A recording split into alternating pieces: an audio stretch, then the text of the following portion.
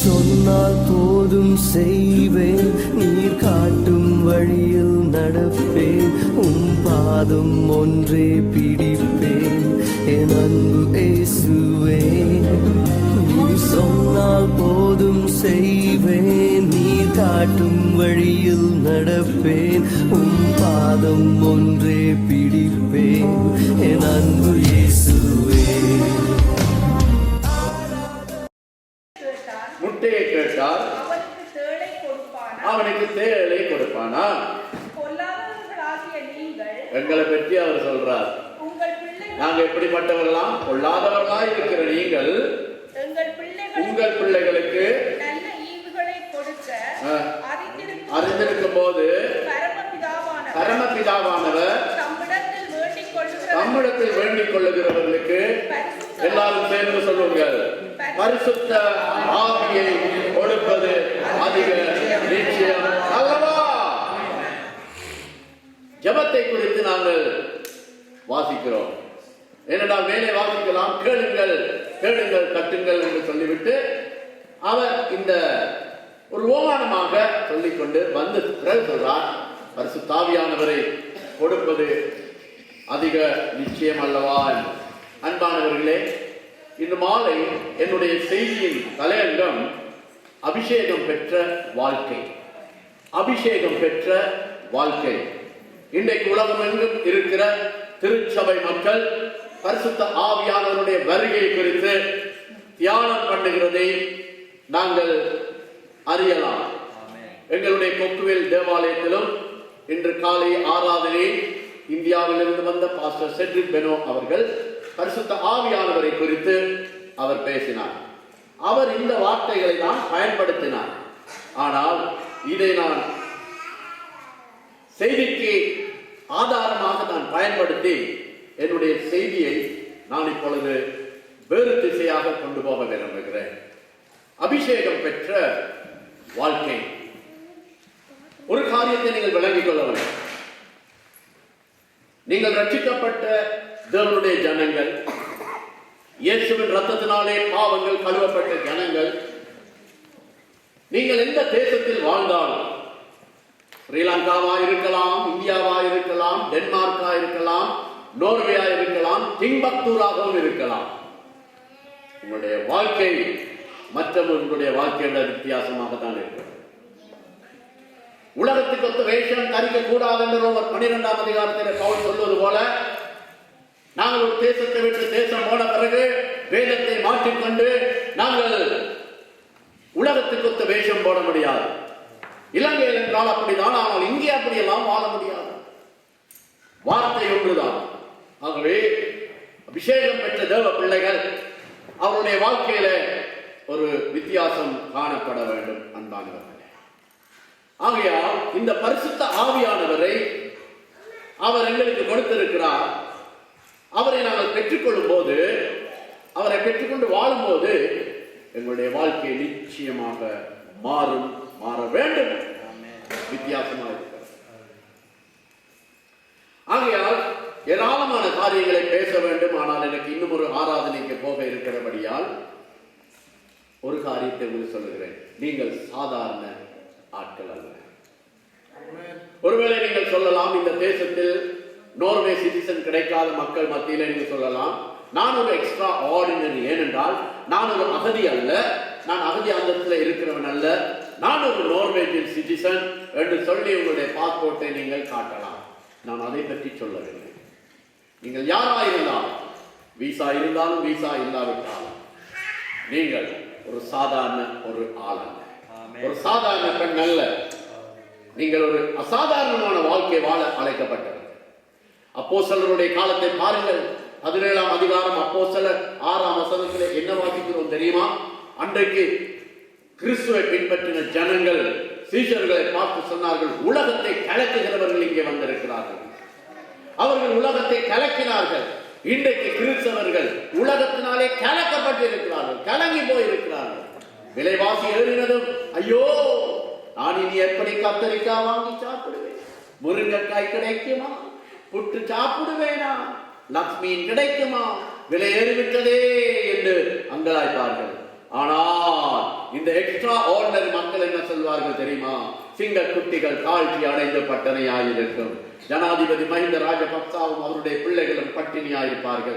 கர்த்தரை தேடுகிற எனக்கோ லெஸ்லிக்கோ ஒரு நன்மையும் குறைவுபடாது என்று சொல்லி சொல்லி வார்த்தையினாலே வாழ்வார்கள். ஹல்லேலூயா. ஆகவே நாங்கள் ஒரு சாதாரண பிரஜைகள் அல்ல, நாங்கள் அசாதாரண ஒரு வாழ்க்கை வாழ கர்த்தரை அழைத்திருக்கிறார். இது எப்படி ஆகும்? பரிசுத்த ஆவி உங்கள் மேல் வரும் பொழுது நீங்கள் புதுபலன் அடைந்து எருசலேமிலும் யூதேயாவிலும் சமாரியாவிலும் உலகம் எங்கிலும் நீங்கள் சாட்சிகளாய் இருப்பீர்கள் என்று கர்த்தர் சொன்னாரே, அந்த வல்லமையினால் நிரப்பப்படும் பொழுது இந்த காரியம் ஆகும். அருமையானது. நீங்கள் பேதுருடைய வாழ்க்கையை உதாரணமாக எடுத்து பார்த்தால், நீங்கள் மத்தேயு 26ஆம் அதிகாரம் 74ஆம் வசனத்தை நீங்கள் வாசித்து பார்த்தால் அங்கே என்ன வாசிக்கிறோம்? பேதுரு ஒரு பெண்ணுக்கு பயந்தார். அவள் கேட்டால், நீரும் அவரோடு இருந்தவர் அல்லவா, இயேசுவோடு கலிலேயனோடு இருந்தவர் அல்லவா, அவனுடைய பேச்சு அப்படி காட்டிக் கொடுக்கிறது என்று அவன் சத்தியம் பண்ணி சொன்னான். எனக்கு அவரை தெரியவே தெரியாது என்று மறுதலித்தான் 3 முறை. பயந்த வயது. ஆனால் நீங்கள் அப்போஸ்தலர் 2ஆம் அதிகாரம் 14ஆம் வசனத்தை வாசித்து பாருங்கள். அநேகர் ஆயிரக்கணக்கான பக்தியுள்ள யூதர்கள் ஒரு கேள்வி எழுப்பினார்கள். இவர்கள் என்ன மதுபானத்தினால் நிறைந்தால் இப்படி கத்துகிறார்கள் என்று அவர்கள் கேட்டார்கள். இது என்னவால் முடியுமோ என்று கேள்விகள் கேட்கும் பொழுது யோவான் அங்கே இருந்தான், தோமா இருந்தான், அந்திரேயா இருந்தான். அப்பொழுது பேதுரு என்று நாங்கள் வாசிக்கிறோம். அப்பொழுது பேதுரு எழுந்து நின்றான். எழுந்து நின்று அவன் பிரசங்கிக்கவில்லை. அன்றைக்கு நடந்த சம்பவத்தை குறித்து அவன் ஒரு எக்ஸ்பிளனேஷன் கொடுத்தான். என்ன எக்ஸ்பிளனேஷன்? அவன் சொன்னான், யோவேல் தீர்க்கதரிசியின் காலத்தில் 2ஆம் அதிகாரம் 28 நீங்கள் வாசித்து பார்த்தால் அவன் சொன்னான், யோவேல் தீர்க்கதரிசி சொன்ன தீர்க்க தரிசனம் தான் இங்கே நிறைவேறுகிறது. என்ன? மாம்சமான யாவர் மேலும் என் ஆவியை ஊற்றுவேன் என்று சொன்ன கர்த்தர் அதை இன்றைக்கு அவர் செய்தார் என்று தைரியமாய் சாட்சி சொன்னான். அவனுடைய வார்த்தையை கேட்ட 3000 பேர் அன்றைக்கு மனம் திரும்பி இயேசுவை ஏற்றுக்கொண்டார். பிரியமானவர், இதுல இருந்து என்ன பார்க்கிறோம்? அது மட்டுமா? நீங்கள் மறுபடியும் அப்போஸ்தலர் 4ஆம் அதிகாரம் 17, 18, 19, 20 ஆகிய வசனங்களை நீங்கள் வாசித்து பார்த்தால் பேதுருவையும் அன்றைக்கு சீஷர்களையும் அழைத்து அதிகாரிகள் பயமுறுத்தி சொன்னார்கள், நீங்கள் இயேசுவின் நாமத்தை பேசவே கூடாது என்று சொன்னார்கள். அப்பொழுது பேதுரு என்ன சொன்னான்? நாங்கள் மனுஷனுக்கு கீழ்ப்படிவதா இல்லாவிட்டால் தேவனுக்கு கீழ்ப்படிவதா எது மேல் என்று சொல்லி அவர்கள் தைரியமாய் இயேசு கிறிஸ்துவினுடைய நாமத்தை குறித்து பேசினார்கள் என்று நாம் பார்க்கிறோம். எங்கே இந்த துணிச்சல் வந்தது? எங்கே இந்த தைரியம் வந்தது? அப்போஸ்தலர் 2ஆம் அதிகாரத்தில் அவர்கள் மேல் பரிசுத்த ஆவியானவர் வந்து இறங்கின பொழுது சும்மா இருந்த ஒரு பலவீனமான ஒரு பேதுருவுக்குள்ளே கரம் வந்தது போல அவனுக்குள்ளே அந்த சக்தி வந்தது. அருமையானவர்களே, இப்படியான ஒரு மாற்றத்தை கொண்டு வருகிறவர் தான் இந்த பரிசுத்த ஆவியானவர். நீங்கள் அப்போஸ்தலர் 5ஆம் அதிகாரத்தை வாசித்து பாருங்கள். அங்கே சபைக்குள்ளே ஒரு பிரச்சனை வந்தது. கிரேக்க விதவைகள் விசாரிக்கப்படவில்லை என்ற ஒரு பிரச்சனை கொண்டு வந்தார்கள். அப்பொழுது அப்போஸ்தலர்கள் சொன்னார்கள், நல்லது, இந்த பிரச்சனைக்கு நீங்களே பதில் காண வேண்டும் என்று சீஷர்களிடத்தில் ஒப்புக் கொடுத்தார்கள். சீஷர்கள் என்ன செய்தார்கள்? 7 பேரை தெரிந்து கொண்டார்கள். ஆனால் தகுதியை மட்டும் அப்போஸ்தலர்கள் சொன்னால், இந்த தகுதி உள்ளவர்களை தான் நீங்கள் தெரிந்து கொள்ள வேண்டும் என்று. அதுல ஒரு தகுதி என்ன தெரியுமா? பரிசுத்த ஆவியினாலே நிறைந்தவனாய் இருக்க வேண்டும். அப்படி அந்த தகுதியை பார்த்து அன்றைக்கு இருந்த சபையிலே 7 பேரிலே ஒருவன் தான் ஸ்தேவான். பரிசுத்த ஆவியினாலே நிரப்பப்பட்டான் என்று பார்க்கிறோம். பரிசுத்த ஆவியினாலே நிரப்பப்பட்டதுக்கு அடையாளங்களை நாங்கள் அந்த அதிகாரத்திலே பார்க்கிறோம். அவன் அதிக காலம் உயிர் வாழவில்லை. அருமையானவர்களே, அவன் கொஞ்சம் காலம் தான் வாழ்ந்தான். ஆனால் அவன் என்ன செய்தான் தெரியுமா? பரிசுத்த ஆவியினாலே நிறைந்தான். அவன் அன்றைக்கு இருந்த யூதர்களுக்கு முன்பாக தேவனுடைய ராஜ்யத்தின் ரகசியங்களை அழகாக சொன்னான். அவனுடைய செய்தியை கேட்டவர்கள் ஆத்திரமடைந்தார்கள். ஆத்திரமடைந்து என்ன செய்தார்கள்? அவனை கொன்றார்கள் என்று பார்க்கிறோம். ஆனால் நீங்கள் 5ஆம் வசனத்திலே வாசிக்கிறீர்கள். அதன் பிறகு 15ஆம் வசனத்துக்கு நீங்கள் வரும்பொழுது நீங்கள் பார்க்கலாம், அவனை கல்லறிய வேண்டும் என்று முயற்சி செய்தார்கள். அவனை குற்றவாளியாக கண்டார்கள். அவனை கொள்வதற்காக தீர்மானித்தார்கள். ஆனால் வேதம் சொல்லுகிறது, அவனுடைய முகம் தேவதூதனுடைய முகம் போல பிரகாசம். நெருக்கப்படும் பொழுதும் அபிஷேகம் பெற்ற ஒருவனுடைய முகத்திலே நாங்கள் தேவனுடைய பிரசன்னத்தை தான் காணலாம். நான் நிறைய ஊழியக்காரர்களை பார்த்திருக்கிறேன். ஆவிக்குரிய வாழ்க்கையிலே வளைந்த கிறிஸ்தவர்களை பார்த்திருக்கிறேன். ஆவிக்குரிய ராட்சதர்கள் என்று சொல்வார்கள். வரங்களிலே மிதப்பார்கள். ஆனால் வாழ்க்கையில ஒரு நெருக்கம் வரும் பொழுது அவர்களால் அதை ஹேண்டில் பண்ண முடியாமல் ஆத்திரப்பட்டு வார்த்தைகளை கொட்டி பிரச்சனைகளை பெரிதாக்கி இருக்கிறதை பார்த்திருக்கிறேன். ஆனால் இங்கே இவனை பாருங்கள், அந்த அபிஷேகம் என்ன செய்தது? அவனை மாற்றினது. எல்லாருக்கையும் தாங்கிக் கொள்ளக்கூடிய ஒரு கிருபையை கொடுத்தது. அவனுடைய முகம் தேவதூதனுடைய முகம் போல மாறிட்டு இருந்தார்.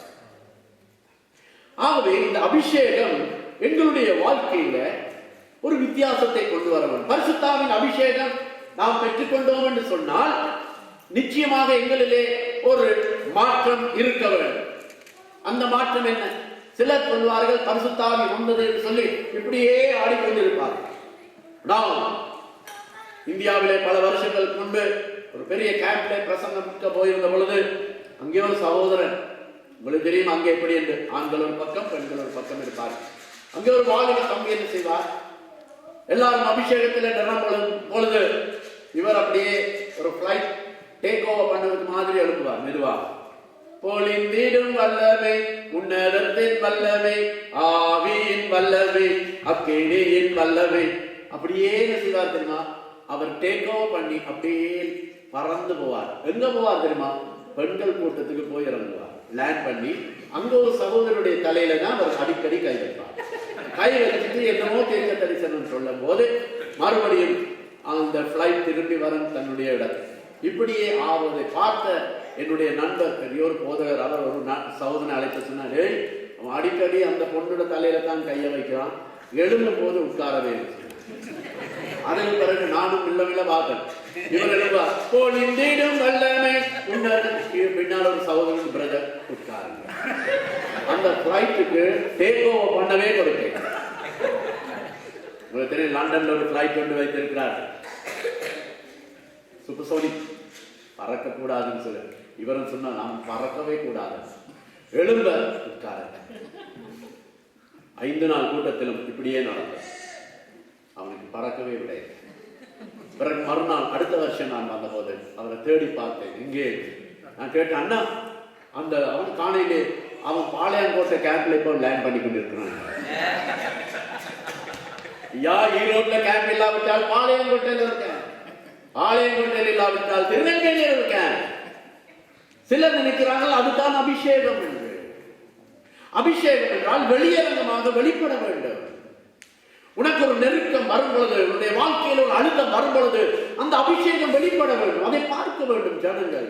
நாங்கள் உலகத்தை போல முடியாது. ஆத்திரப்பட்டு மனைவி அடிக்கிறானா, அவன் அபிஷேகம் பெற்றவனா? அது ஏதோ ஒரு அபிஷேகம் அவன் பெற்றிருக்கிறான். ஆகவே அருமையான தேவனுடைய பிள்ளைகளே, உங்களுடைய வாழ்க்கையில் ஒரு மாற்றம் வேண்டும். ஆகவே இந்த அபிஷேகம் யாருக்கு? சிலருக்கு சொல்வார்கள், இன்றைக்கு சிலர் சொல்லுகிறார் இதெல்லாம் இன்றைக்கு எங்களுக்குரியதல்ல, இது அன்றைக்கு அந்த அப்போஸ்தலர்களுக்கு என்று. ஹலோ, இது அப்போஸ்தலருக்கு மட்டுமல்ல. சில வருஷங்களுக்கு மெட்ராஸ் ஒரு பெரிய மகாநாடு நடைபெற்றது, அப்போஸ்தலர் மகாநாடு. நானும் அதில் ஒரு பிரசங்கியார். நிறைய பேர் பேசினார்கள், பத்மா முதலியார், அம்மையார், அப்படி எல்லாம் இருந்தார். இவர்கள் எல்லாம் அப்போஸ்தலருடைய அடையாளம், அப்போஸ்தலருடைய அடையாளம் என்று பேசினார்கள். நான் போய் மைக்கில் சொன்னேன், பாவம் இவர்கள் அப்போஸ்தலர்கள் அப்போஸ்தலர் என்று சொல்லிக் கொண்டிருக்கிறார்கள், இன்றைக்கு அப்போஸ்தலர்கள் இல்லை என்று சொல்லிவிட்டேன். சொன்னதும் அங்கிருந்த சிலர் ஒரு மாதிரியாக என்ன பேசி, சிலோன்ல இருந்து வந்து இது என்ன அப்போஸ்தலர் இல்லை என்று சொல்லிவிட்டேன் என்றால், மேடையில் இருந்தவர்கள் சிலர் சோகோல் அப்போஸ்தலர்ஸ் இன்றைக்கு இங்கேயே ஒரு ஆத்மாவையும் ஆதாயப்படுத்தாதவர்கள் அப்போஸ்தலர் என்ற பட்டத்திலே ஊர் சுற்றி கொண்டிருக்கிறார்கள் ஐரோப்பாவிலே. நான் கண்டு சிலரை ஆச்சரியப்பட்டேன். இதான் அப்போஸ்தலர். ஒருவர் சொன்னார், எங்களை பாஸ்டர் ஒரு அப்போஸ்தலர் என்று. நான் கேட்டேன் அவர்கிட்ட, ஒரு பாஸ்டர் ஒரு அடியைனாலும் வாங்கி இருக்கிறாரா? அருமையானவர்களே, நான் சொன்னதும் எல்லாரும் ஆச்சரியப்பட்டு இது என்னன்னு கேட்டார்கள். நான் சொன்னேன், அன்றைக்கு இருந்தவர்கள் அப்போஸ்தலர்கள், இன்றைக்கு இருக்கிறவர்கள் இப்போஸ்தலர்கள் என்று சொன்னேன். ஆகவே இந்த அப்போஸ்தலர்களுக்கு மட்டுமல்ல இந்த அபிஷேகம், இன்றைக்கு இருக்கிற இப்போஸ்தலர்களாகிய எங்களுக்கு இந்த அபிஷேகம் இருக்கிறது. இரண்டாவது, இந்த அபிஷேகம் ஒரு குறிப்பிட்ட சாருக்கு மட்டுமல்ல, அது பழைய ஏற்பாடு அபிஷேகம். பாஸ்டர்ஸ்மார், சுவிசேஷகர்கள், தீர்க்கதரிசிகள், எல்லாருக்கும் இந்த அபிஷேகத்தை பெற்றுக்கொள்வதற்காக ஆண்டவர் எங்களுக்கு வழி திறந்திருக்கிறார். ஆனால் பழைய பாட்டை நீங்கள் வாசித்து பார்த்தீர்கள் என்றால் குறிப்பிட்ட சிலருக்கு தான் இந்த அபிஷேகம் கிடைக்கிறது. ஆண்டவர் குறிப்பிட்ட ஒரு காரியத்துக்காக ஒருவரை தெரிந்து கொள்ளும் பொழுது அவர் மேல் ஒரு அபிஷேகத்தை ஊற்றுவார். உதாரணமாக ஒரு வசனத்தை வாசிப்போம். யாத்திரையாகமம் 31ஆம் அதிகாரம் 5ஆம் வசனத்தை வாசியுங்கள். யாத்திரையாகமம் 31:5 சத்தமாக வாசியுங்கள்.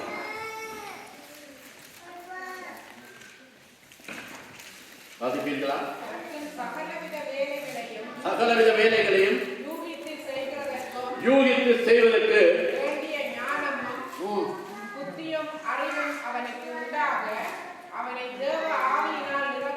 யார் அவன்? பெசலேயேல். இந்த பெசலேயேலை குறித்து நாங்கள் ஆச்சரியமாய் வாசிக்கிறோம். ஆசாரிப்பு கூடாரத்தை மோசேயை கொண்டு கர்த்தர் கட்டும் பொழுது அந்த கட்டிடத்தை கட்டுவதற்கு கர்த்தர் மோசேக்கு அநேகரை கொடுத்தார். அதுல ஒருவன் தான் பெசலேயேல். திடீரென்று பெசலேயேல் வருகிறான். கர்த்தர் சொல்லுகிறார், மோசே, பெசலேயேல் என்ற ஒருவனை நான் உன்னோடு கொண்டு வந்து இணைக்க போகிறேன். ஆலயத்திலே வெள்ளியினாலும் பொன்னினாலும் செய்யப்படுகிற எல்லாவற்றையும் யூகித்து நுணுக்கமாய் செய்வதற்கு நான் உனக்கு பெசலேயேலை தரப்போகிறேன். அவனை நான் விசேஷித்தாவினால் அபிஷேகம் பண்ணுகிறேன் என்று ஆங்கில வேதத்தை வாசித்து பார்த்தால் anointing என்று வாசிக்கிறோம். ஒரு விசேஷ அபிஷேகம். பழைய ஏற்பாடு காலத்தில் அப்படிதான். அது பெசலேயேலாய் இருந்தால் அப்படித்தான். 1 சாமுவேல் 16ஆம் அதிகாரத்தில் ராஜாவாக வரப்போகிற தாவீதை அபிஷேகம் பண்ணினான். நியாயாதிபதிகள் புத்தகத்தில் கிதியோன் போன்ற நியாயாதிபதிகளை அபிஷேகம் பண்ணினான். அவ்வப்போது கர்த்தர் ராஜாக்களை, தீர்க்கதரிசிகளை, நியாயாதிபதிகளை என்று ஆங்காங்கே சிலரை அவர் அபிஷேகம் பண்ணினார் என்று பார்க்கிறோம். புதிய ஏற்பாட்டுக்கு நீங்கள் வரும் பொழுது இந்த அபிஷேகம் யாருக்குரியது? யோவான் 7ஆம் அதிகாரம் 37ஆம் வசனத்தை வாசியுங்கள். 2 வசனங்களை நான் தருகிறேன். பழைய ஏற்பாடில் ஒன்றும் புதிய ஏற்பாடிலே ஒன்றும். யோவான் 7ஆம் அதிகாரம் 37, 38 ஆகிய வசனங்களை வாசியுங்கள். பண்டிகையின் பிரதான நாளிலே சத்தமிட்டு ஒருவன் தாகமாய் இருந்தால் என்னிடத்தில் வந்து பானம் பண்ண கடவன். வேத வாக்கியங்கள் சொல்லுகிறபடி என்னிடத்தில் இயேசு கிறிஸ்துவிடம் விசுவாசமாய் இருக்கிறவன் எவனோ எவனோ பாருங்கள், எவனோ. ராஜாக்கள், நியாயாதிபதிகள், தீர்க்கதரிசிகள், நோ நோ நோ. எவனோ என்றால் அதுக்குள்ள நீங்கள் சேர்ந்தீர்கள். எவனோ என்றால் பிள்ளைகள் சேர்க்கிறார். எவனோ அவன் உள்ளத்திலிருந்து ஜீவ தண்ணீர் உள்ள நதிகள் ஓடும். இந்த வசனத்தை வைத்துக்கொண்டு இந்த நாள் முழுவதும் நான் பேசலாம். ஆனால் எனக்கு டைம் வேகமா ஓடிக்கொண்டிருக்கிறேன். அன்பான தேவனுடைய பிள்ளைகள், என்ன வாசிக்கிறோம் தெரியுமா? இந்த பரிசுத்த ஆவியானவர் யாருக்கு? தாகமாயிருக்கிறவர்களுக்கு மட்டும்தான். சங்கீதக்காரன் 42ஆம் சங்கீதத்திலே சொல்லுகிறான், மான்கள் நீரோடை வாஞ்சிப்பது போல ஆத்துமா வாஞ்சிக்கிறே. சங்கீதக்காரன் என்ன சொல்லுகிறான்? என்ன ஆத்துமா தண்ணீரை தேடுவது போல வாஞ்சிக்கிறது. அப்படி யாருக்கு தாகம் உள்ளோ அவர்களை கர்த்தர் இப்பொழுது நடத்தார். ஆகவே இந்த அபிஷேகம் யாருக்குரியது? இந்த பரிசுத்த ஆவியானுடைய அபிஷேகம், பரிசுத்த ஆவியானுடைய இந்த பரிசு கொடை யாருக்குரியது? ஆண்டவர் சொல்கிறார், தாகமாயிருக்கிறவர். ஏசாயா 55 சொல்லுகிறார், ஓ தாகமாயிருக்கிறவர்களே, நீங்கள் எல்லாரும் என்னிடத்தில் வாருங்கள், இலவசமாக இலவசமாக. மத்தேயு 10ஆம் அதிகாரத்தை 10ஆம் வசனத்தில் 5ஆம் வசனத்தில் அவர் சொல்லுகிறார், இலவசமாய் பெற்றுக் கொண்டீர்கள், இலவசமாய் கொடுங்கள் என்று சொல்லுகிறார். ஆகவே இந்த பரிசுத்த ஆவியானுடைய அபிஷேகம் எல்லாருக்கும் உரியது. ஆனால் தாகம் உள்ளவர்களுக்கு மட்டும்தான். உங்களுக்கு தாகம் இருந்தால், பிள்ளைகளே, சின்ன குழந்தைகள் தாகமாய் இருந்தால், ஐயோ எனக்கு இந்த பரிசுத்த ஆவி வேண்டும் என்று தாகமாய் இருந்தால், எங்களுடைய சபையில 2-3 வருஷங்களுக்கு முன்பு ஒரு நைட் பிரேயர் நடத்தினோம். நிறைய பிள்ளைகள் இருந்தார்கள் எங்களுடைய சபையிலே. என்ன என்றாலும் பிள்ளைகள் இருந்தார்கள். ஆகவே நாங்கள் பரிசுத்தாவின் அபிஷேகத்துக்காக ஜெபிக்க முடிந்த பிள்ளைகள் எல்லாம் வந்தார்கள். நான் சொன்னேன், அபிஷேகம் பெற்றவர்கள் நாங்கள் எல்லாரும் சுற்றி இருப்போம், அபிஷேகம் பெறாதவர்கள் நடுவிலே வந்து முழங்கால் படியுங்கள் என்று. நாங்கள் எல்லாம் அவர்களுடைய கை வைக்காமல் நாங்கள் தீர்க்க தரிசனம் சொன்னோம். ஆண்டவரை ரப்பம் உண்டு. சின்ன பிள்ளைகள் அந்நிய பாஷையிலே கர்த்தரை துதிக்க ஆரம்பித்தார்கள், அழுகிறார்கள். அவர்களை நிறுத்த முடியாமல் போய்விட்டது. அந்த காட்சியை பார்த்து நான் அழுதேன், ஆண்டவர் இது போதும், என்னுடைய பிள்ளைகளுக்கு நீ கொடுத்த பரிசுத்தாவின் அபிஷேகம். பெற்றோர்களே, உடைய பிள்ளைகளுக்கு நீங்கள் வீடு சேர்க்கலாம், பணம் சேர்க்கலாம், எல்லாம் சேர்க்கலாம். அதை விட மேலான ஒரு கொடை இருக்கிறது. என்ன தெரியுமா? இப்பவே அந்த பிள்ளைகளுக்கு பரிசுத்தாவியானவரை பற்றி சொல்லி உங்களுடைய அரவணைப்பில் வைத்து பிள்ளைகளோடு செவியுங்கள். பிள்ளைகள் பரிசுத்தாவின் அபிஷேகத்தை பெற்றுக் கொள்ள. யோவான் கர்ப்பத்திலே இருக்கும் பொழுது பரிசுத்தாவினால் நிரப்பப்பட முடியும் என்றால் உங்களுடைய பிள்ளைகள் நிரப்பப்பட முடியாது. நாம் நினைக்கிறோம் இந்த பரிசுத்தாவின் அபிஷேகம் என்றால் இது வயது வந்தவர்களுக்கு என்று. அடாப்ஷன் படம் பார்ப்பது போல இது எங்களுக்குரியது. பிள்ளைகளை எல்லாம் ஒரு அறையிலே போட்டு நாங்கள் பூட்டி விடுவோம். யாராவது சண்டே ஸ்கூல் டீச்சர் அந்த பிள்ளைகளை ஹேண்டில் பண்ணட்டும், நாங்கள் ஆவியிலே மிதப்போம் என்று சொல்லி இது பெரியவர்களுக்கு என்று சொல்லுகிறார்கள். உலகமெங்கு நான் பார்க்கிற ஒரு காட்சி, பரிசுத்தாவியானுடைய அபிஷேகம் உங்களுக்கு மட்டுமல்ல, உங்களுடைய பிள்ளைகளுக்கும் உங்களுடைய பேர பிள்ளைகளுக்கும் உரியது. ஆகவே உங்களுடைய பிள்ளைகள் பெற்றுக்கொள்ளத்தக்கதாக இந்த பிள்ளைகளுக்கு நீங்கள் தயவு செய்து ஜெபியுங்கள், அவர்களுக்கு சொல்லுங்க. இன்றைக்கு அடுத்த கொஞ்ச நேரத்தில் நான் என்ன பேச போறேன் தெரியுமா? இந்த பரிசுத்த ஆவியானவருடைய அபிஷேகம் ஒருவருக்குள்ளே இருந்தால், ஒருவேளை பாஸ்டர் தொடர்ந்து இன்றைக்காவது ஒருவர் எப்படி பெற்றுக்கொள்ளலாம் என்று பேசுவார். பெற்றுக்கொள்வதற்கும் கடைசியா ஒரு 3 குறிப்பை வேகமா கொடுத்துட்டு போறோம். இன்றைக்கு எல்லாம் வீடியோ பண்ணப்படுறபடியால் உங்களுக்கு தேவைன்னா நீங்கள் பிறகு பார்க்கலாம். எதை குறித்து நான் பேச போகிறேன் தெரியுமா? பரிசுத்தாவியானவருடைய அந்த அபிஷேகம் ஒருவனுக்குள்ளே இருந்தால் ஒரு 5 அடையாளங்கள் அவனுக்குள்ளே நாங்கள் பார்க்கலாம். இப்பொழுது என்னோடு திருப்பங்கள் யாத்திரையாகும் 30ஆம் அதிகாரம் 23, 24, 25 ஆகிய வசனங்களை வாசிங்கள். யாத்திரையாகும் 30ஆம் அதிகாரம் 23, 24, 25 ஆகிய வசனங்களை வாசிப்பீர்களா? மேன்மையான சுகந்த வர்க்கங்களாகிய சுத்தமான வெள்ளை போலத்தில் பரிசுத்த ஸ்தலத்தின் சேக்கலின்படி 500 சேக்கல் இடையையும், இரண்டாவது பாருங்கள், சுகந்த கருவாப்பட்டையிலே 250 சேக்கல் இடையையும், சுகந்த வசம்பு, மூன்றாவது பொருள் சுகந்த வசம்பில் 250 சேக்கல் இடையையும், நாலாவது இலவங்கப்பட்டையில் 500 சேக்கல் இடையையும், ஐந்தாவது ஒலிவ எண்ணெயில் 1 குடம் எண்ணெயும் எடுத்து அதனால் பரிமள தைலக்காரம் செய்வது போல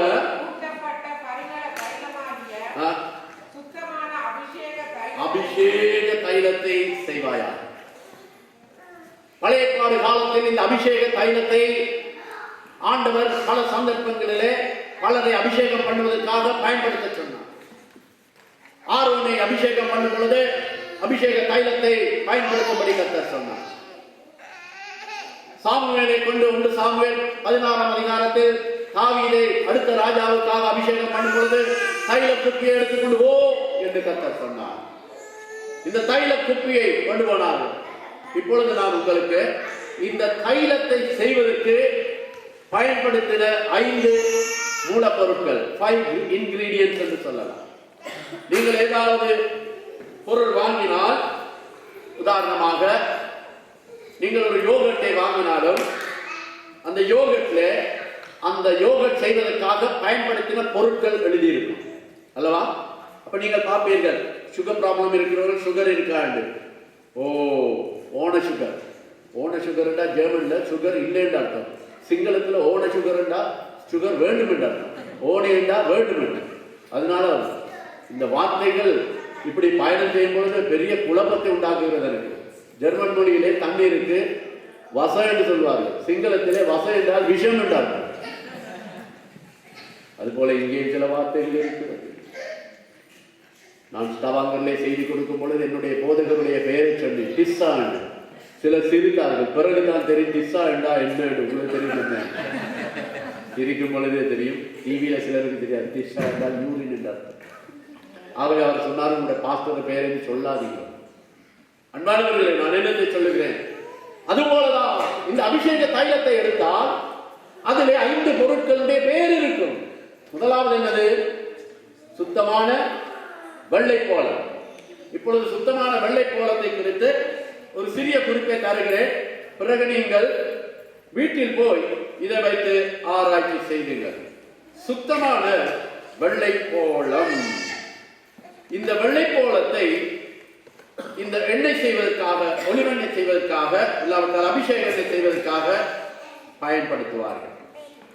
இதிலே இருந்து ஒரு பெரிதான ஒரு ரகசியத்தை நீங்கள் கற்றுக்கொள்ளலாம் அருமையானவர்கள்.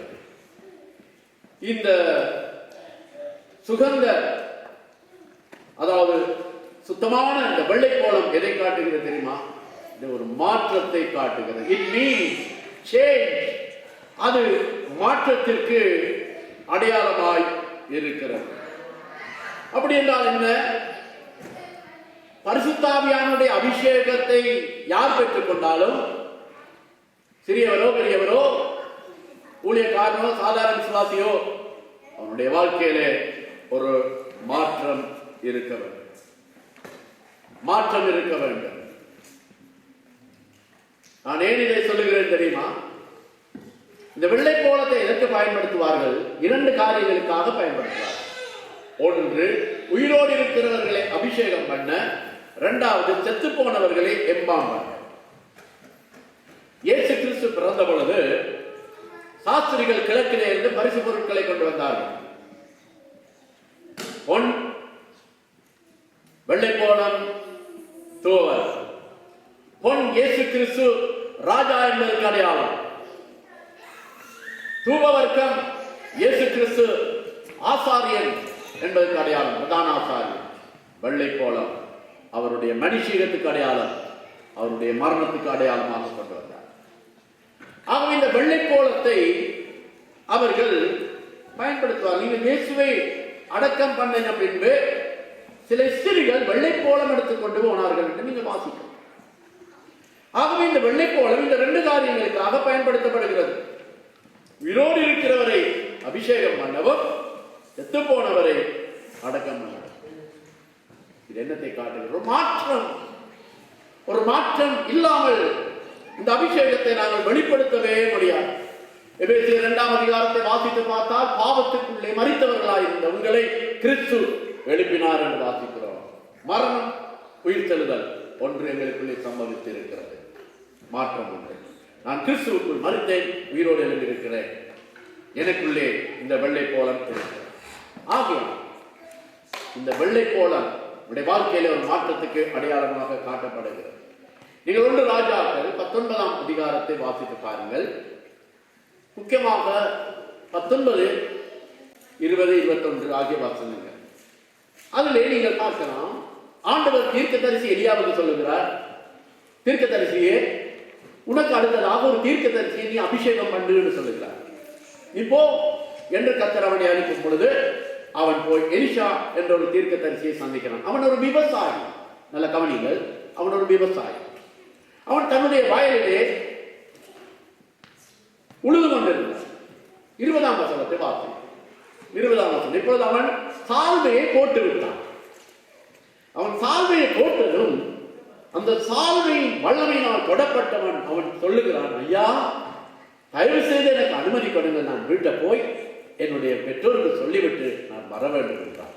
ஆனால் அவன் செய்த காரியத்தை 20ஆம் வசனத்தை வாசியுங்கள். 20, 1 ராஜாக்கள் 19, 20.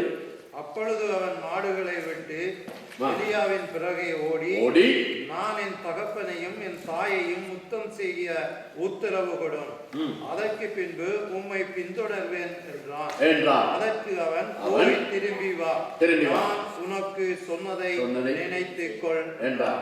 அடுத்த வசனத்தை பாருங்க. அவன் என்ன செய்தான்? அப்பொழுது அவன் இவனை விட்டு போய் ஓர் ஏர்மாடுகளை பிடித்து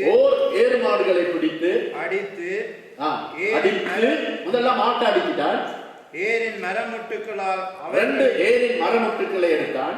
அவைகளின் இறைச்சியை சமைத்து அதை விறகாக பயன்படுத்தி அந்த மாட்டை சமைத்து எல்லாருக்கும் விருந்து கொடுத்து வந்தான் என்று பார்க்கிறோம். இது என்னத்தை காட்டுகிறது?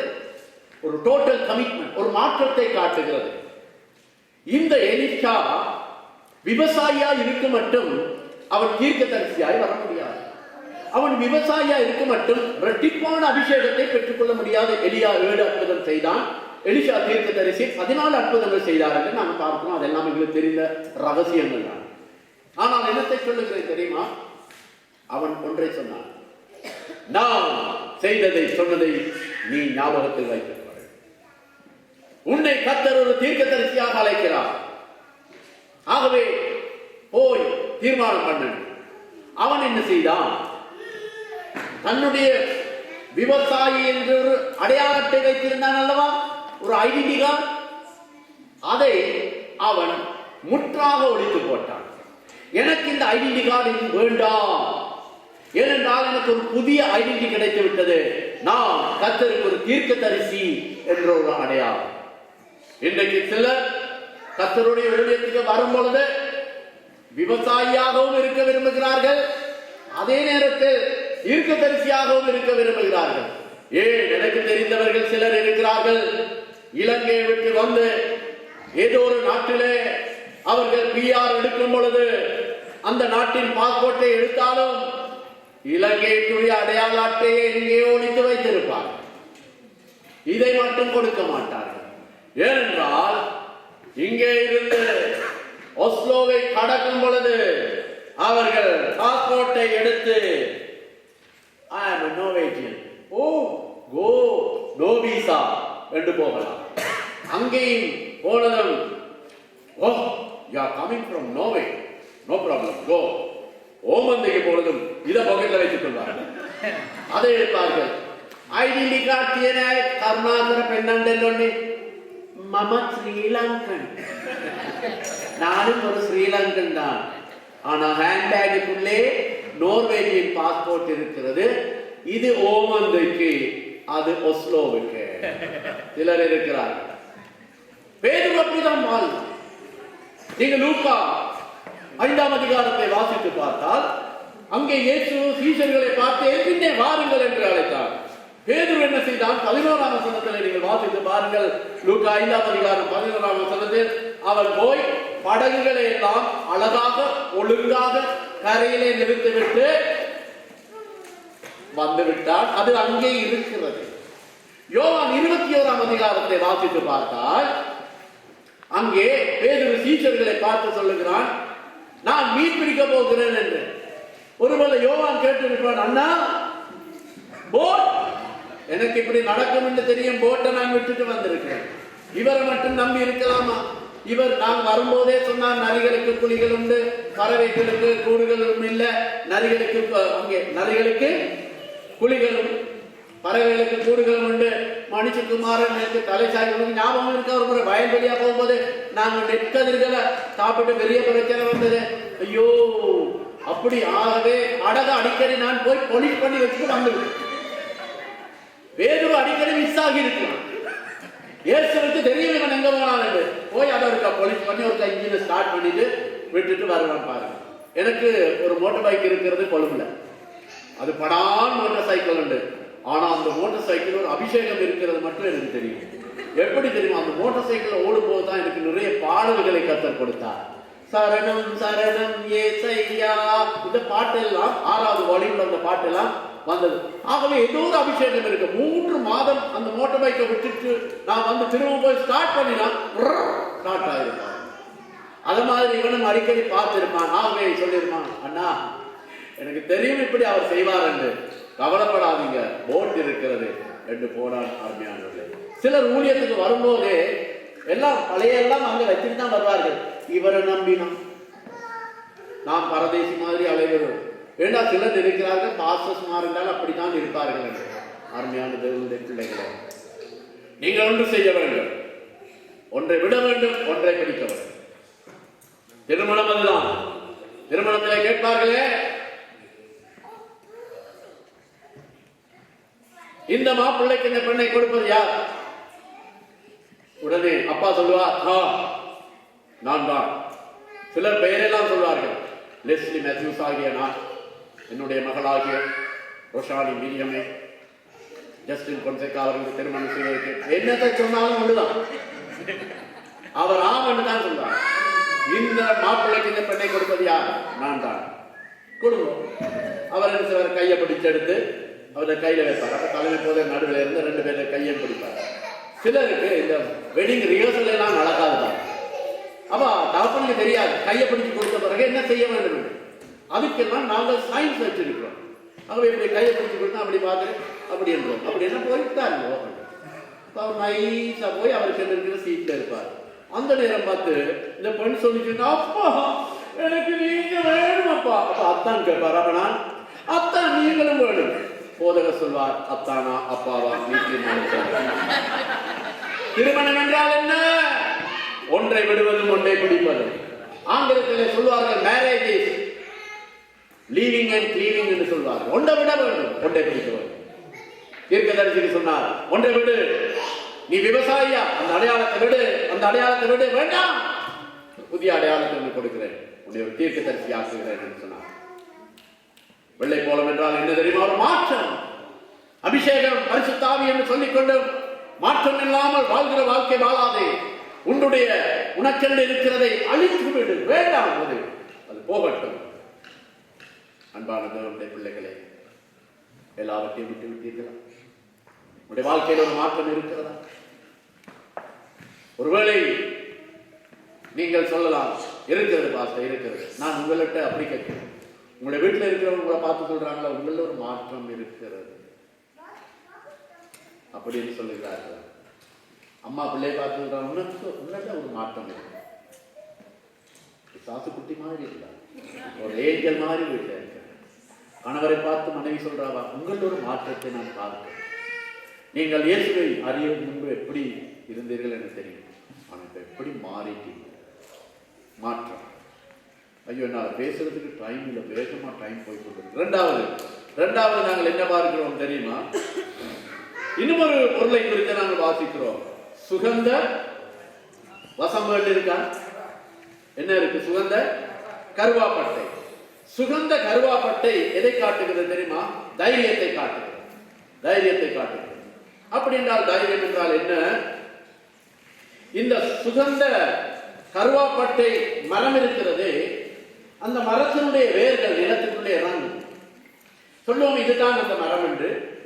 இந்த கருவாப்பட்டை, சுகந்த கருவாப்பட்டை மரத்துக்கு, இந்த மரத்தை அழிப்பதற்கேற்ற செடிகள் ஏதாவது அருகிலே இருந்தால் இந்த மரத்தினுடைய வேர் என்ன செய்யும்? நிலத்துக்கடியால் போய் அந்த செடியினுடைய வேரை நிலத்துக்கடியிலே அழித்து போட்டு அது அப்படியே பட்டு போய்விடும். இதுல என்ன காட்டுகிறது தெரியுமா? இந்த சுகந்த கருவாப்பட்டை என்ற மரத்திற்கு விரோதமாக எதிராக எது நிற்கிறதோ அதையெல்லாம் அழித்து போடும். கிறிஸ்தவன் அப்படிதான். எங்களுடைய எதிரிகளை நாங்கள் கண்டுகொள்ள வேண்டும்.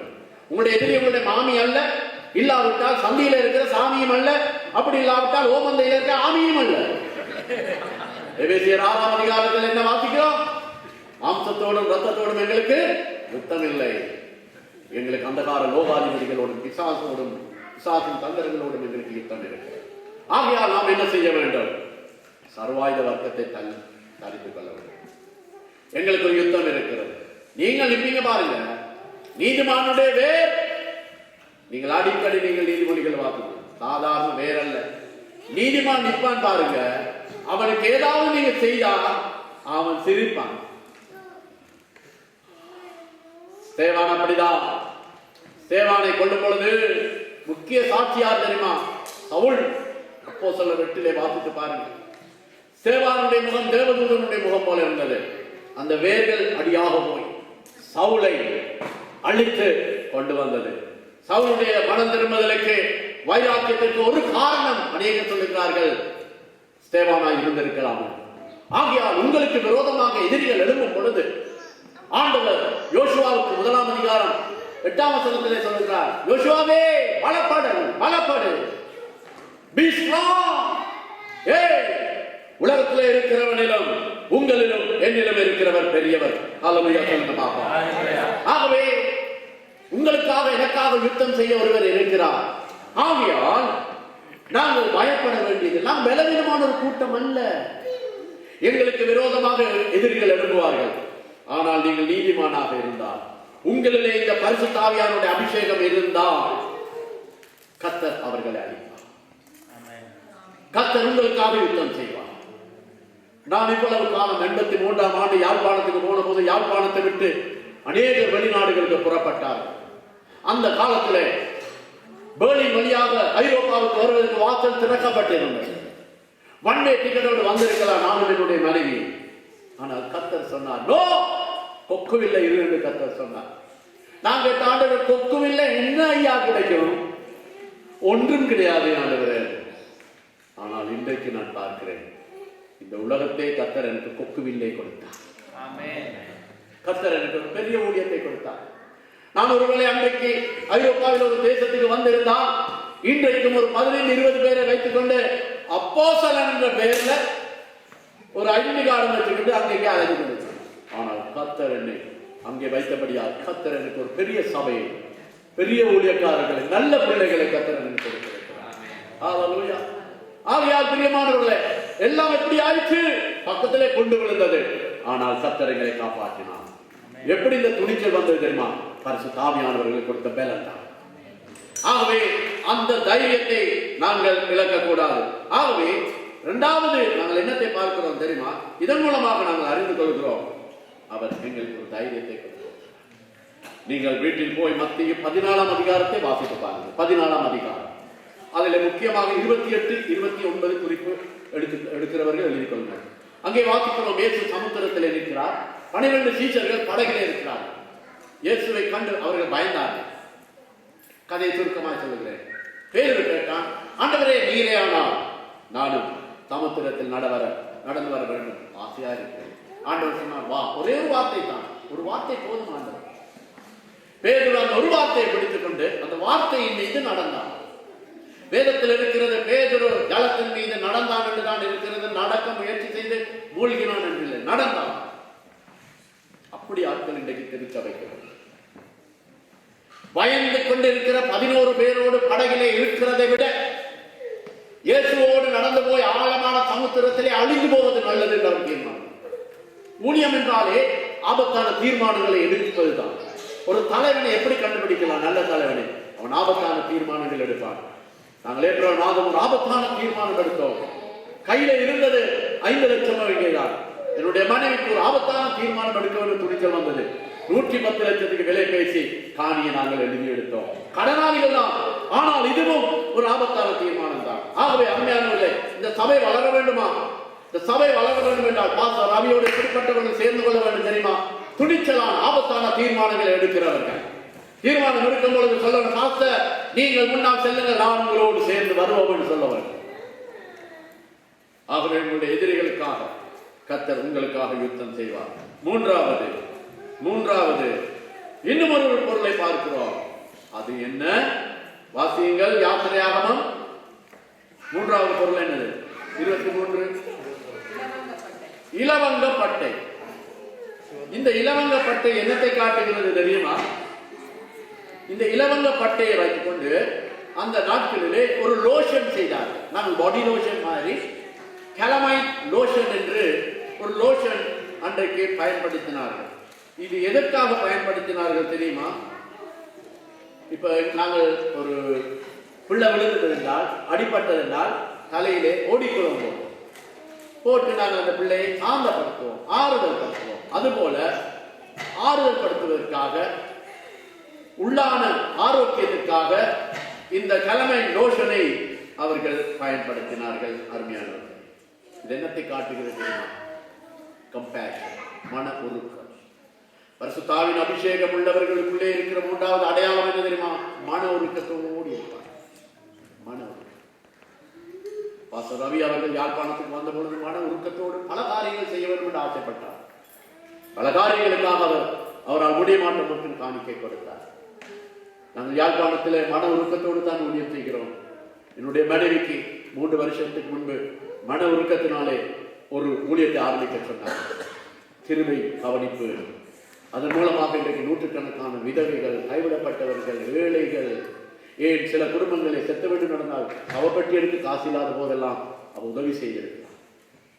இந்த முறை ஜெர்மனியிலே ஒரு பாஸ்டருக்கு 500 யூரோ கொடுத்து சொன்னார், இதை உங்களுடைய மனைவியுடைய கையிலே கொடுத்து சொல்லுங்கள், ஏதாவது ஒரு திட்டத்தையும் பயன்படுத்த சொல்லி. அவர் அழகா செய்வார், தேவையான இடத்தை பார்ப்பார், அதுக்குரிய எல்லாம் கொடுத்து நல்ல ரிப்போர்ட், படங்கள், கணக்கெல்லாம் ஒழுங்கா வரும். பாஸ்டர் அவைக்கு தெரியும் நாங்கள் எப்படி செய்வோம், எல்லாம் பிளாக் அண்ட் ஒயிட் தான். நான் என்னத்தை சொல்லுகிறேன் தெரியுமா, மன உருக்கம் இல்லாமல் யாரும் ஊழியம் செய்ய முடியாது. அபிஷேகம் இருக்குன்னு சொல்ல முடியாது. ஒரு ஏழையை கண்டால் நாங்கள் ஏழைக்கு இறங்க காரணம் என்கிற மன உருக்கம். மத்திய 9ஆம் அதிகாரம் 36ஆம் வசனத்திலே வாசிக்கிறோம். இயேசு ஜனங்களை கண்டதும் மன உருக்கத்தோடு சென்றார். இந்த மன உருக்கம் தான் பரலோகத்திலிருந்து இயேசுவை இந்த பூமிக்கு கொண்டு வந்தது. உங்களுக்காகவும் எனக்காகவும் சிலுவையிலே அவர் தன்னுடைய ரத்தத்தை சிந்தி மரித்தாரே, இதற்கு காரணம் எங்கள் மீது வைத்த மன உருக்கம் தான். அந்த மன உருக்கத்தினாலே தான் நாங்கள் இன்றைக்கு ரட்சிக்கப்பட்டிருக்கோம். அன்பானவர்களே, இயேசு கிறிஸ்துவினுடைய மன உருக்கம், இந்த மன உருக்கம் எங்கள் எல்லாருக்குமே வர வேண்டும். மன உருக்கம் தான் ஹட்சன் டெய்லரை சீன தேசத்துக்கு கொண்டு வந்தது. இந்த மன உருக்கம் தான் ஸ்வீடன் தேசத்திலே பிறந்த காலம் சென்ற மிஷனரி ஹெனால் ஆசன் அவர்களை கொக்குவிலுக்கு கொண்டு வந்து கல்வாரி பூர்ண சுவிசேஷ தேவாலயத்தின் ஸ்தாபகர்களாக மாற்றியது. இந்த மன உருக்கம் தான் இந்த தேசத்திலே நன்றாக உழைத்து ஹெலிகாப்டர்கள் எல்லாம் மாப்பிள்ளை கொண்டு வந்து இருக்கிற தேசம் இது. அப்படி பணம் வைத்திருக்கிற தேசத்தில் நீங்கள் கர்த்தருக்காக எதையாவது செய்ய வேண்டும் என்று ஒன்று சேர்ந்து இருக்கிறது காரணமே இந்த மன உருக்கம் தான். இதை விட்டு விடாது. நாலாவது சுகந்த வசம்பு. மன்னிக்கும், சுகந்த வசம்பு 3வது. 4வது என்ன? இலவங்கப்பட்டை. இந்த இலவங்கப்பட்டை இதை எதற்காக பயன்படுத்துவார்கள் என்றால், நாங்கள் இன்றைக்கு வயிற்றிலே அஜீரணம் என்றால் ஏதாவது டேப்லெட்ஸ் எடுப்போம். இல்லாவிட்டால் எங்களுடைய நாட்டிலே நீங்கள் இதற்கென்று வைத்திருக்கிறார்கள் ஹோட்டல், தெரியுமா என்ன? அஜீரணம் என்றால் குடிப்பீர்கள் ஓம வாட்டர் கொடுத்தால் வயிற்றில் இருக்கிற அஜீரணம் எல்லாம் வெளியேறும். இதை அந்த நாட்களிலே உள்ளே இருக்கிற அழுக்குகள் எல்லாம் அகற்றுவதற்காக பயன்படுத்தி இருக்கிறார்கள். இந்த 4வது பொருள் இது என்னத்தை காட்டுகிறது தெரியுமா? உள்ளான பரிசுத்தத்தை காட்டுகிறது. நாங்கள் ரட்சிக்கப்பட்டாலும் பாவம் செய்ய எத்தனையோ சந்தர்ப்பங்கள் இருக்கிறது. அதனால்தான் உண்மை யோவான் 1ஆம் அதிகாரத்தில் வாசிக்கிறோம், அதை பரிசுத்தவான்களுக்கு அவர் எழுதியிருக்கிறார், ரட்சிக்கப்பட்டவர்களுக்கு எழுதியிருக்கிறார். ஆகவே நாமும் மனம் திரும்பி வந்தாலும் அடிக்கடி நாங்கள் இயேசுவுக்கு விரோதமான பாவங்களை செய்து வருகிறோம். இந்த பாவங்களிலிருந்து நாங்கள் விடுதலை பெற வேண்டும். ஒவ்வொரு நாளும் நாங்கள் கழுவப்பட, ஒவ்வொரு நாளும் எங்களை பரிசுத்த ஆவியானவர் சுத்தமாக்க வேண்டும். இந்த இடத்திலே பரிபூர்ணமான சுத்தம் உள்ளவர்கள் யாரும் இல்லை. எங்களுக்குள்ளே இருக்கிற அந்த அசுத்தம், அந்த ரகசிய பாவம், அவைகளை நாம் சுத்தமாக்கிக் கொள்ள வேண்டும். ஆகவே இந்த அபிஷேகத்திலே ஒரு அடையாளம் என்ன தெரியுமா? ஒவ்வொரு நாளும் அவர்கள் கர்த்தருடைய உதவியை கேட்பார்கள். ஆண்டவரே, என்னுடைய சிந்தனையினால், என்னுடைய வார்த்தையினால், என்னுடைய செய்தினால் ஆண்டவரே நான் செய்கிற என்னுடைய பாவங்கள் மன்னிப்பு. ஒரு நாளும் இரவு மன்னிப்பு கேட்டு ஆண்டவரோட கூறவா. கடைசியாக இந்த 4 பொருட்களை ஒளிவெண்ணையிலே அவர் மிக்ஸ் பண்ணி சொன்னார். இந்த ஒளிவ பழங்களை எடுத்து அதை கசக்கி அதை கிராஷ் பண்ணி அதிலே இருந்துதான் இந்த ஒளிவெண்ணையை எடுப்பார். இயேசு கிறிஸ்து கெத்செமனேயிலே கசக்கி பிழியப்பட்டார். கெத்செமனே என்றால் செக்கு என்று அர்த்தம். ஊர்ல இருக்கிற செக்கிலே எண்ணெய் போட்டு எண்ணெய் எடுப்பது போல இயேசு கசக்கி பிழியப்பட்டார். ஒளிவெண்ணெய் பெற வேண்டும் என்றால் ஒளிவ பழங்கள் இடித்து அரைத்து கசக்கி அதிலே இருக்கிற எண்ணெயை வெளியே எடுக்கும். அபிஷேகம் பெற்றவனுடைய வாழ்க்கை அதுதான். அன்பானவர்களே, நீங்கள் பிறகு வீட்டிலே போய் வாசித்து பாருங்கள். மத்தேயு 26ஆம் அதிகாரம் 77ஆம் வசனத்தை வாசித்து பாருங்கள். சங்கீதம் 51:17 வாசித்து பாருங்கள். உடைக்கப்பட்ட உள்ளத்தை ஆண்டவர் புறக்கணிக்கவே மாட்டார். நீங்கள் உடைக்கப்பட வேண்டும். உங்களை கர்த்தர் பயன்படுத்த முடியாமல் இருக்கிறது காரணம் என்ன? பழைய சுபாவம் இருக்கிறது. ஆண்டவர்கள் உடைக்க விரும்புகிறார். நீங்கள் ஆயத்தமாக உடைக்கப்படுவதற்கு. இன்றைக்கு அநேகரை நான் பார்த்திருக்கிறேன், உடைக்கப்படாதபடியால் பிரச்சனைகள் வரும் பொழுது அவர்கள் பிரச்சனைக்குரியவர்களாக மாறிவிடுகிறார். ஆகவே அருமையானவர்களே, உடைக்கப்பட நீங்கள் இடம் கொடுக்க வேண்டும். உங்களுடைய அடையாளம் மாறுதல். இந்த ஒலிவ பழம் எல்லாம் எண்ணெயாய் மாறினால் ஒலிவ பழத்தை தேட முடியாது, எண்ணெயாக. கடைசியாக அது அபிஷேக எண்ணெயாய் மாறும். அபிஷேக எண்ணெய், அந்த எண்ணெய் எடுத்து பார்த்தால் இலவங்கப்பட்டே இருக்காரு, நோ அடையாளம். சுகந்த வசந்து இல்லை, எல்லாருக்கும் ஒரே ஒரு அடையாளம். அந்த அடையாளத்துக்கு பேர் தான் அபிஷேக எண்ணெய். யாவரும் எழுதியிருப்போம். அன்பான தேவனுடைய பிள்ளைகளே, இன்றைக்கு இப்படிப்பட்ட ஒரு அபிஷேகத்தை கர்த்தர் கொடுக்க விரும்புகிறார். எப்படி இந்த அபிஷேகத்தை பெற்றுக் கொள்ளலாம்? நீங்கள் அப்போஸ்தலர்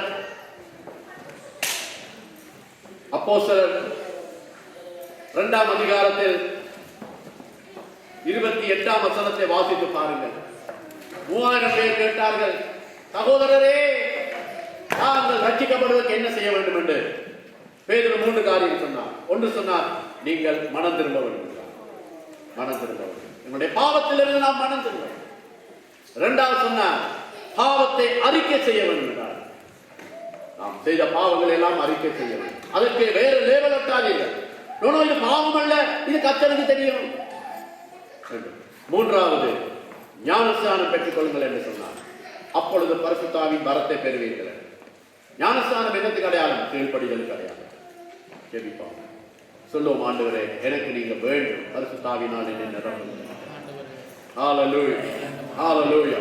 இந்த அபிஷேக தைலம், இந்த அபிஷேக தைலம் எங்களுடைய வாழ்க்கையிலே ஒரு அடையாளமாய் காட்டப்பட்டது. அபிஷேகம் பெற்றவனுக்குள்ளே இந்த 5 அடையாளங்கள் இருக்க வேண்டாம். உங்களுக்குள்ளே இருக்கிறதா? ஜெபிப்போம். பிரியமானவர்களே, நான் ஒரு ஜெபத்தை ஜெபித்து விட்டேன், நான் போக விரும்புகிறேன். நீங்கள் தொடர்ந்து வீட்டிலே போய் கேளுங்கள், இந்த வசனங்களை வாசித்து கேளுங்கள். ஆண்டவர் என்று நிரப்புங்களப்பா. கணவன் மனைவியுமாக கையை பிடித்துக் கொள்ளுங்கள், பிள்ளைகளோட கையை பிடித்துக் கொள்ளுங்கள், எங்களை நிரப்புங்கள் என்று அவர் நிரப்புவார். மாம்சமான யாவரையும் என் ஆவியை ஊற்றுவேன் என்று சொன்ன கர்த்தாவே, இதோ உடைய பிள்ளைகள் மீது தாகத்தோடு வந்திருக்கிற இந்த பிள்ளைகள் மேல் உடைய அபிஷேகத்தை ஊற்றும்படியாக ஜெபிக்கிறேன். ஆண்டவரே, இன்றைக்கும் நீ தாகத்தோடு வருகிறவர்களை நிரப்புகிறவர் அல்லவா? இந்த அடையாளங்கள் காணப்படத்தக்கதாக, மாற்றம் அடைந்தவர்களாக, மன உருக்கம் உள்ளவர்களாக, உள்ளான பரிசுத்தம் உள்ளவர்களாக, தைரியம் உள்ளவர்களாக, உடைக்கப்பட்டவர்களாக நாங்கள் வாழ திரும்பி தாரும் ஆண்டவர். இந்த அடையாளங்கள் ஆண்டவர் இந்த சபையிலே காணப்படட்டும். இதை தியானம் பண்ணி இந்த வார்த்தைக்கு ஒவ்வொருவரும் தங்களை ஒப்புக் கொடுக்க தெரிவித்தார்கள். இந்த சபை ஆசீர்வதிக்கிறேன். சபை வளரட்டும் ஆண்டவர். இவர்கள் இழந்ததை எல்லாம் இவர்களுக்கு திருப்பி கொடுப்பீர்கள். இவருடைய ராஜ்யத்தின் திட்டங்களை நீங்கள் நிறைவேற்றுங்க ஆண்டவர். உம்முடைய நாமத்தின் பிள்ளைகளை ஆசீர்வதிக்கிறேன் ஆண்டவரே. ஜூலை மாதம் நடக்க இருக்கிற அந்த திருமணத்தின் மேல் உம்முடைய அளவில்லாத ஆசீர்வாதத்தை ஊற்றி அந்த மகளுடைய வாழ்க்கையை நீர் ஆசீர்வதிக்க ஜெபிக்கிறேன். உம்முடைய சமூக பிள்ளைகளோடு கூட இயேசுவின் நாமத்தில் ஜெபிக்கிறேன். நல்லது. ஆமென்.